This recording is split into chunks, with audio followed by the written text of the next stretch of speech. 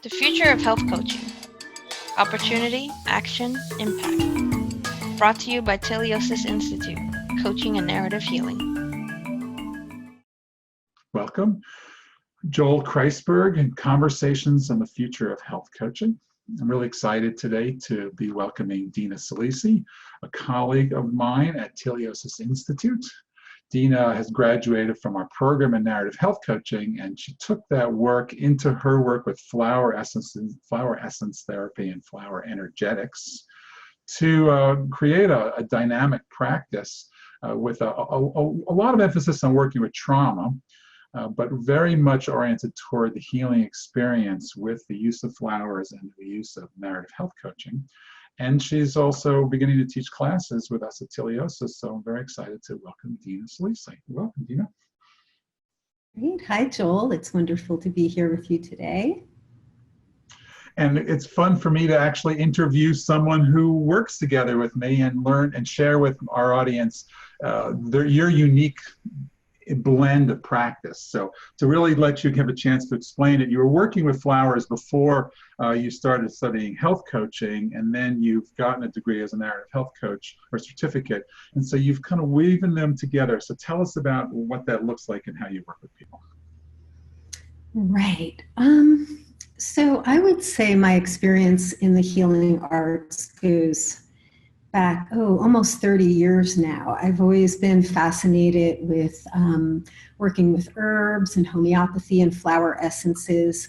And really, I would say primarily working with subtle energy. So for me, what that means is it's not just about working with the essence or the homeopathic remedy, but really the energy that evolves between communication with two people. Mm-hmm. So I would say that that is really how my practice developed with health coaching, that I began to realize and recognize that most of the work I was doing was really connecting with another human being, creating that safe space, and then being able to go in and really touch the subtle energetic nature of what they were coming to me for and be able to work from there. Nice. So it's interesting. So the flower essences, naturally are touching people at that subtle level. But I think there's a way that you start to use language, which is coaching and affirmations. So tell us how you do that. Absolutely. So when I first started seeing clients professionally, because I've really been doing this for about 2 decades with myself, my family, friends, and people would come to me and just ask my advice all the time. But about 2 years now, I've been doing it professionally. And I think a big thing that I began to notice was that when people were coming, they always have something that they want to work on. That's why they're coming to me. Mm-hmm. And there's always a limiting belief, and what we call it in narrative health coaching is a story or a few stories, multiple stories. Mm-hmm. And it's not that the stories are wrong or bad, but they're only part of the picture, of the whole picture. Mm-hmm. So for me, I was starting to hear these stories that people were coming to me with. And one of the parts of narrative health coaching that I love is creating a healing topic. Mm-hmm. And this really ties into the work I'm doing with language and affirmations, because it really does serve as a positive affirmation. It puts the client's healing goals into a positive affirmative source so that they can touch it, they can see what they're capable of, and they can see what they're growing towards. Mm-hmm. And so I do the same thing when I'm working with flower essences. I use affirmations, and I offer these to the client. When I give them a flower essence formula, they're meant to recite the affirmations, or at least, try to embody a sense of awareness around what the essence, what the affirmation, what the energy is that has the potential. Well, that's interesting. I like that. So the idea then is also use this idea of a healing topic. Healing topic gives us a direction, an orientation. I like to use the analogy of it's like you have to decide whether you're going to Chicago or LA before you get on the road. And so, and so often when we give substance to people, like a homeopathic remedy, a flower essence, or even a medicine, what's it doing? Well, in the conventional sense, it's kind of getting rid of something, or it's fixing something, or it's stimulating something. But when you add, affirmation is almost like a mini healing topic in a way. Like this remedy is to bring, is one easy, like give me an example of flower and an affirmation that, you must know. You could look one up, but give me some examples. Right. So impatience is a great flower essence. It's one of the 5 in rescue remedy, and it's really commonly used because a lot of us have a challenge with being focused in the present moment and kind of going ahead of ourselves. I know I do, and I see that a lot, and oftentimes that'll show up as anxiety. Mm-hmm. So one of the lines from that affirmation is, I sail along effortlessly in the perfect stream of time. And so it's like, it gives the person a place to take a pause. And then it kind of resets your habit around going too fast. I know for me, it does, I know all the affirmations now. So when I kind of catch myself in a particular state, I can just kind of grab onto this one phrase and take a moment to pause, reflect, and then go about my business. Right, it's great. So the essence is working at a subtle level. We'll just not get too crazy about the language, which it's true subtle, but it has a bunch of subtle different effects. But what the language does is it incorporates the intellectual or the mental and engage with the subtle. So it's kind of connecting the two up, right? And that is, we came to this topic in relation to the idea of the healing topic, which is this really interesting idea of like people come in with a complaint and we're engaging with a mental goal. Like, this is what we're doing. Remember that, right? We keep coming back to it. So the more a person can come back to that affirmation and as well as take it, the more likely that's going to be what comes into their life. Yeah, absolutely. Because what else is mental is story, right? Story resides in our mind. Mm-hmm. So a lot of times we'll tend to spin off into our story, and then you get stuck there. And then when you're stuck in story, you can't really propel towards healing. Mm. So this is just like a subtle shift in your perspective. And then it helps you to just be like, okay, maybe I'm not, totally stuck in this one way of being. I can see sort of the, the trees through the sky, through the clouds, the sky through the forest, right? And you can kind of get on a path then. Right, which is great. Now so we're just dealing with this one aspect, but you use the form of narrative health coaching. So then, it's not just they get flowers and affirmations, go out there. They're also doing a kind of a learning process, right? They're rewriting their story. So, perhaps you can, I don't know how much that's different from what we already do, but or an example of how you work with someone to integrate this rewriting of the story, growing with the flowers and the way you work. Yeah, that's a really good question. So when I first started doing the work and really wanting to help people to heal, what I noticed was a lot of people started showing up and really opening up to me about their trauma, and not even necessarily specific events, but just that they recognized that there was something that was keeping them stuck there. And some people do have memory of what it is. Some people have no memory of what that is. It's just kind of a felt sense of being stuck. And so I realized pretty quickly that I needed to get more skills in working with trauma. And so I'm continually learning and I'm building my toolbox. And one way I've recognized that really helps people is, I do visualization practices with them in my office. And there's a lot of different things that I'll do, depending on what it is that they need. And so oftentimes I'll do this practice with them in my office, and then I'll write it up as an awareness practice, which is how we work in the narrative health coaching. And then they go home and they practice themselves. Mm-hmm. And it really all ties in because these practices that I'm using focus on working with a physical sensation in the body that doesn't feel good. So we all know what that is. You're nervous, your stomach has butterflies, you're angry, and your throat tightens up. There's all these different physical sensations that alert us that something's not right. And so again, going back to story, if we just get focused on story, that's in your mind. So in helping people drop into the physical sensation that's challenging, it automatically takes them out of mind and into body. And from there, the healing really opens up. And then in the bodily sensation, I'll do these different practices with them. And it really is a form of neuro-linguistic programming, which was sort of developed in the 70s. And, you can call it's like self-hypnotherapy or whatever you want to call it, but it really does give a different context. So again, it's the language and the brain shifting habit. Mm-hmm. That makes total sense. That's great. So then the coaching really helps integrate the flower energetic work, because it allows you. So this is one of the conversations you and I both talk about as we teach, the idea that the practice allows you to take what you're doing that's in the interview, in the conversation, in the work together, home, to go through learning cycles with it, to apply and assess, apply, evaluate, reassess, apply, assess, and reset, apply, assess, and reset, which I say quickly because I say it a lot. But that's a wonderful piece, because then it's like you're using substance, flower essence, as a learning tool, not just as a magical healing element.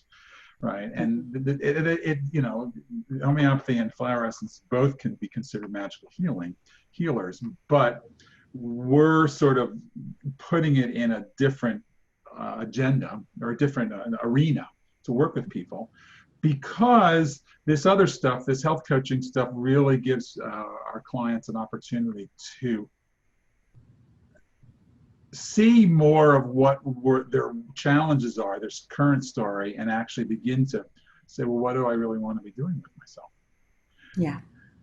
Yeah. So and you use the word trauma. So it ended up that ends up being kind of your, a lot of what you're doing is working with clients who are bringing in trauma. Right. Yeah, absolutely. And I imagine it chose you and you chose it, that as a topic in some way or another. Yeah. I certainly didn't set out on that path, but this is where I am, and I'm happy to be doing it. I can do the work, which is really wonderful. I would say some of my clients as well, either have been through psychotherapy or are simultaneously in therapy, and it's really great because the way it's different is that they show up in my office and we don't ever have to talk about where the trauma came from. And that's really exciting for me. That feels so liberating that I can sit with somebody and we can just talk about what challenges are showing up in their day-to-day life and work with it from there. We can recognize it as trauma, but we don't have to say, oh, well, this comes from when you were 6 and this thing happened. Mm-hmm. We can just work with the feelings in the body and then notice where they're getting stuck and then work from there. And that's what coaching is, right? And in that way, it's so empowering, I feel like. Well, so you answered it's funny, I didn't actually get to articulate the question, but the question was, how is this different than the kind of work they're doing and how does it fit together? And you said that. So it's oftentimes that you're working with clients that are working in other modalities. Right, is what, it's like they don't start with coming to you, or some people might, I don't, but there's a way in which what you're doing doesn't get in the way of other types of trauma work. Right. Right, and they couple together, and you just described that really nicely. It's like you don't necessarily, what I just heard you say is that you don't necessarily need to sort of reenact or go through the actual core memories to do the work that you're doing, which is what coaching sort of, I think, offers as a healing modality. It's really about how you're showing up right now. Yeah. Right. And so, but that doesn't mean that, you must have a really good sort of feeling for when you bump into areas that are being influenced by traumatic past memories. Yes. Well, the thing that's wonderful, and I feel really fortunate for, is that typically when a client comes to me, they're, like you said, they're already set on a path to do the work. So that's great. I see people all day long who are really wanting to have change and wanting to get past this stuck feeling. And I use the word stuck again because I do think that's the best way to define the energy of trauma, is that it's stuck, and I notice that when people come to me, they notice that it's immobilized. They can't move through it. And again, they don't have to even know exactly why. Mhm. And once we can just start to relate that to bodily sensations and get them out of thinking, that's really like the first step. Mhm. Then anything's possible. Mhm. Right. So then going back to your idea of giving someone awareness practice, the awareness practice may be that what you just said, what's going on in your body, what's going on in your body, what sensation can be, what sensation. So then you become more familiar with your natural reactivity, right? Or your natural ways that you're reacting to circumstances, and then you can work with it, right, in some ways. So what you're working with it is awareness, rewriting the story, and then you can use these wonderful flower essences to, and the affirmations that go along with it, to help nurture the sort of subtle dimensions. I guess, is that a fair term? I mean, flower essence goes back to, Bach or Bach, just depending on what culture you say that from. We in America like Bach. And, is nurture the right word for a flower essence? How do you see flower essences supporting people? Well, that was the next point I was going to make is, so I think you're familiar with the term I'm using is flower energetics more than flower essences, because again, I'm not really focusing on take this remedy and it will heal you. It's more about the energy around the whole process. So once we recognize that these particular flowers correlate to these particular emotional challenges, then that's the energy we're trying to touch and negotiate right there, navigate.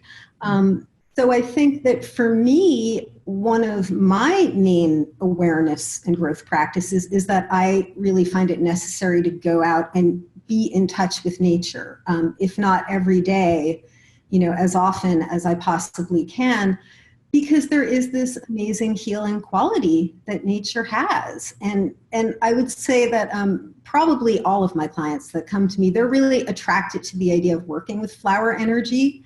So I oftentimes tell them, just go out and sit under the oak tree if you feel like you need some oak essence. It's not really just about taking the essence and forgetting about it. It really is connecting with nature.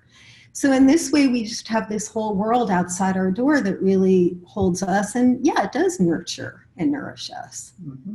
Mm-hmm. I like that, because then you connect it up with nature, right? And the idea that flower essence, flower energetics, and nature are all healing, right? In that particular way. I mean, I love vision questing, because I like to say it's like if you strip everything down to sitting out in the middle of nowhere with nothing but you and nowhere, it's amazing how the earth heals. Yeah. Right, because there's no other explanation for what happens in that way. It's just like, well, it's just so. I was just reading something interesting about now. There's some evidence that going barefoot is really powerful. There's a whole thing about touching the earth with your feet that haven't really been paying attention to for a long time, because we're worried about foot safety versus connection in that way. So you giving people a little dose of nature, and then encouraging you do it yourself. You're out, you go out, and that's sort of hoping that our clients will go out there some way too. But okay, let's get really specific though.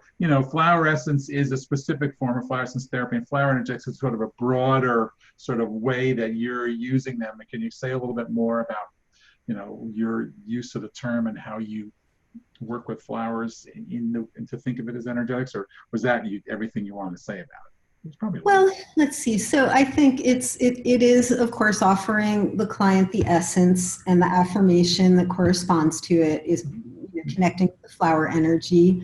Yeah, being in nature. And, again, like I started at the beginning of the conversation saying that I do feel like it's all the energy that's flowing between the coach and the client, and the whole program that's being co-created and designed together that's the energy. That's the energy. That's good. I like that. So in other words, so in a way, it's like the demarcations between flower essence, flower energetics, and narrative health coaching. It really is all that's flower energetics, the whole process, including your own work as a person who goes out and relates to nature and understands flower energy, which you just mentioned, going outside in that way. And so it's a nice descriptor of the whole process, right? Which the narrative health coach will see on the landscape, the idea of you create healing topic, you give people awareness practices as through cycles of learning, okay? The flower essence therapist will look at it and say, oh, you're giving flower essences, and you're using affirmations with folks, and then you're doing some other stuff that somebody might call health coaches. Everybody will see the part that they do, but the whole thing together is and that's a nice sort of descriptor, because I can say, yes, that makes sense. That's what you're meaning by flower energetics. And at this stage, you do have a private practice, and you're seeing, people are coming to see you. What type of folks come and see you? Really, I have a broad range of clients. I've worked with children before. I love working with clients in their 20s. That's a really great age. They're just very excited about learning and healing. I work with older people. I would say that the majority of people who come to see me are presenting with challenging emotional issues, because I don't really put myself out there as somebody who works with intense health issues, even though I am a health coach. But interestingly, I have had people come to me who are dealing with health issues, and it's great because I don't have to get caught up in their symptoms or in what the doctor said. I can just listen, hold the space, and then go right into what way we're going to proceed on an emotional level. And that just opens up, a wealth of stuff for people when they recognize and realize that they're being heard. And it's not about, this test came out this way. It's about, I'm a person and I'm in pain, or I'm upset because I haven't been able to do this thing that I'm used to doing. And, it's just amazing for me to see this catalyze the healing. Mm-hmm. I like that. That makes a lot of sense. And it's actually kind of a nice feature, because it's like you're not replacing the primary care physician for the health complaint. You're not replacing the therapist for working with the psychotherapeutic dimensions. You're just in this other place, which allows people to actually have a very salutogenic growth process in the terms of their healing. And in a way, it frees you, but it also frees the client from not expecting the quote unquote physician to be doing everything. Right. We're just working in this domain, right? And it's a powerful domain, and it's actually one that's sort of overlooked by conventional medicine, right? In a lot of ways, which is why so many people want to do this work with you. Right. Right. And so you also teach, right? We want to talk to someone. We'll check in about teaching at Teleosis, but you teaching other folks how to do specific flower essence work, but also your own way of doing it. So tell us a little bit about your classes. Right. So I think that when the system was developed by Dr. Bach way back in 1930, that the idea was that people were able to take control, authority over their own health and heal thyself, right? That's the book is Heal Thyself.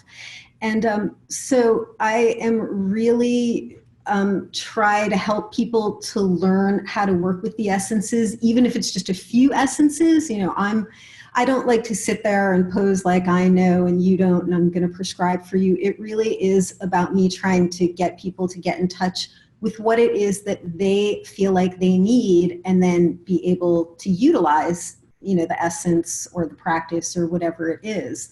So in that way, I'm really helping them to discover. I have a class that I'm doing now is a free monthly class, and I'm teaching it on the 7 categories of the Bach flower essences. So each month is a different category, and I think we're up to like month 4 right now. And I have the same people are kind of taking it because they want to learn all 7 categories. And it's an amazing way to learn, because, if you're working with the 5 fear essences, then when you're trying to prescribe for yourself or for someone else and fear is showing up, you can just begin by looking at these 5 essences rather than thinking, oh, I have, this whole system and I don't know where to begin. So it really is a great springboard That's one way I teach people. Another way is really to, offer them the affirmations that I've written with their essences, because this really helps them to really understand, oh yeah, I'm using impatience, and this language is really helping me to understand where I'm at with it. So thank you for mentioning that. Yes, so the original Bach Flower Essence is for people to learn. It's a system designed for individuals to do them themselves. And so, teaching the basic skills of it is a real gift. And because anyone could go out there and notice. I noticed you're also working with making new remedies. So you just gave me hydrangea that you just made yourself. So you also have that other part that naturally wants to find out more about the remedies. Right? Have you come up with anything from hydrangea yet? Any early? I guess you just wrote about it in your blog. I did. That was my last blog piece was on hydrangea, and this is the one essence that I made myself, and I'm listening to. I'm listening to this flower to see what it has to offer. I've been working with it personally for about 2 years. I'm just beginning to offer it to some other practitioners to take and to really understand what it's all about. And that is really an important part with developing remedies. We know the Flower Essence Society up in Nevada City has a really awesome dedicated practitioner program where before they give a remedy and tell all the indications for it, it takes years out there in research for different practitioners to take it and then write their studies on it. And I think this is a really important part of the flower energy. I mean, of course, I think that anybody can go outside and whatever they're attracted to, if they're attracted to a flower, there's a reason for it and they can gain some support from it. But I think when you're using it therapeutically, like I am and other practitioners are, that it is really wonderful to have as much information as we can get from the flower. Nice. So for those who want to know more about your classes and your website is DS Healing Arts. DS stands for Dina Saalisi. It's all small, but I bet you could get, there were capitals too. I'm sure you could just type in Dina and flowers. You might get there as well, or Dina Saalisi flowers, but DS Healing Arts, because you learn, your blog usually teaches one flower at a time, and the classes happen roll over and over and over again. There's also, we often have taught classes together at Ohlone Herbal School in Berkeley, California, and you're starting to teach at Teleosis and some of the foundational health coaching classes. The basic what we call foundations of health coaching will be part of what you're doing. And then of course we've decided to add you into the clinic. So at Teleosis we have the integrated health coaching clinic, and it just sort of evolved over time where,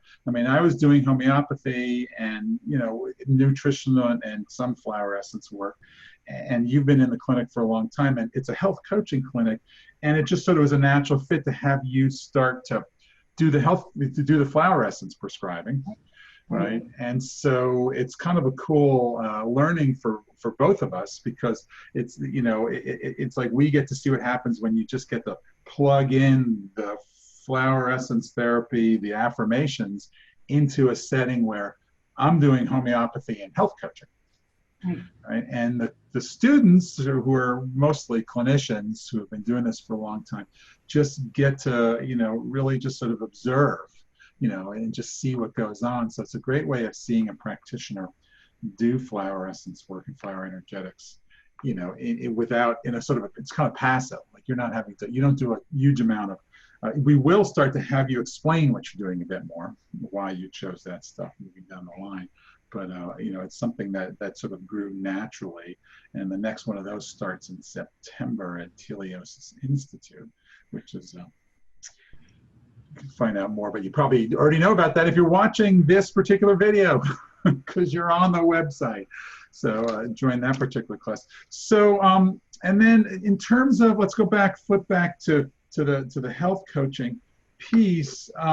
You completed the program, and it just something really suited you about narrative health coaching, and it was a natural fit. Tell a little bit more about why narrative health coaching works so well for you in terms of your professional practice, and also interest in terms of how much you use it yourself as a learning tool. Yeah, well, as you know, I started out as a client before I became a narrative health coach. So I went through a narrative health coaching program with you, and it was just transformational. It was really wildly different from any other kind of, therapeutic healing I had done before. And I do think that I was really attracted to the idea that you could change your story, and that you don't have to be confined by the limiting beliefs, and that even some of the beliefs that are limiting or are maybe part of your old story are still part of who you are. And this might sound funny, but for me, for a really long time before I could catalyze my own healing, I sort of identified myself as, this is my old story, an obnoxious punk rocker. And, it was really hard for me to let go of that for a long time, because there was armor around that and there was security in that. And so I think the point that I got to that allowed me to sort of release the old way of being and grow up, get to a more mature way of being, was that I recognized that I could still have that part of me. I just don't have to act on it anymore. And so that's something that I try to help people recognize when they're dealing with trauma and really kind of severe forms of abuse, that oftentimes our inclination is to get rid of it, right? Or even with an illness, I just want to get rid of it. I want to be done with it. But the truth is that it's always going to be part of your experience. It just doesn't have to define you. It doesn't have to be the whole picture. I like that. So we describe that as transcend and include. So the idea is, how is that persona, which you're using the description story, how does that persona serve you in certain ways, and how does it limit you? And so therefore, if you can add to it and change it and come up with a bigger story, then when that part of yourself actually needs to express itself, that's useful. Right? I'm not trying to get rid of it. It's okay. But if we use it all the time, it's limiting us. Yes. You're making room for something new. Yep. Right. And so, yeah, that's right. I forgot that you started out as in the clinic. So you've gone from in the clinic all the way to the other side to teaching the clinic. It's nice. It's a good, the clinic is a wonderful learning environment for anyone, for the client and for the students, for me. It's just like we're all just exploring together. But that way that you use narrative health coaching really is a nice thing, because I don't think, from my understanding, when I think about flower essence therapy and the way we do it, it still has, it's not exact as the old sort of fix the old problem thing, because it's way different, because Bach really did have a sort of a healing the soul perspective versus fixing the problem perspective, and it always had positive affirmations in it, right? Well, it did. Katz and Kaminsky really developed that, I think, a lot, if I understand that correctly. And at the same time, this idea of the way I am serves a function that I'm not trying to get rid of. I'm trying to sort of give it more boundaries so I can say thank you to myself. I get it. You're angry, and I think that's not right. Right now, can we do something else? Right, and that's where you're using the narrative health coaching to help you write a new story, right? And so we keep using this write a new story. So in write a new story, what that looks like, and now I'm doing a little teaching, but I'm going to pass it back to you. It's like that awareness practice you described. First is, what are the sensations, what are the feelings, and then it's like, with that sensation, when I start to notice that, what would you like to see happen differently? Right.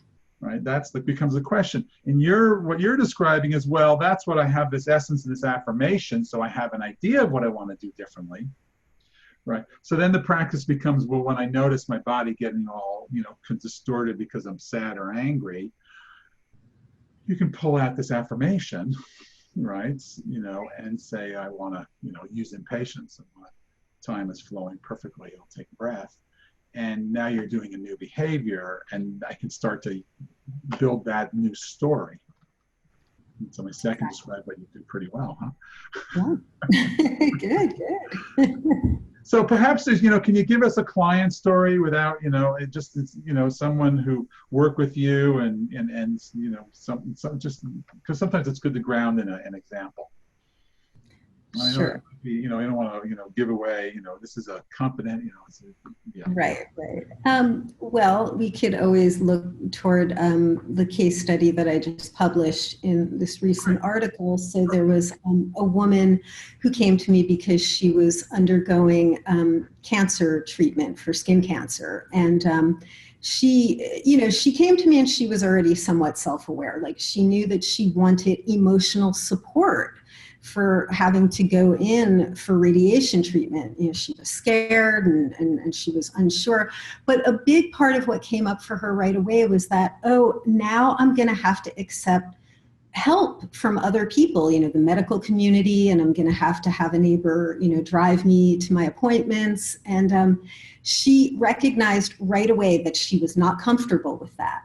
So interestingly, the whole coaching program that we did really focused on that, on being able to accept help and support from others and what the limiting beliefs were for her around that, of just not feeling worthy of getting nourishment from others. And so that was the complete program. That was all of the work we did. And the whole time we worked together, she was doing the radiation treatment. And by the end of it, her life just made dramatic change. She recognized that the job she was in was unsatisfying, and she ended up quitting and getting like her dream job.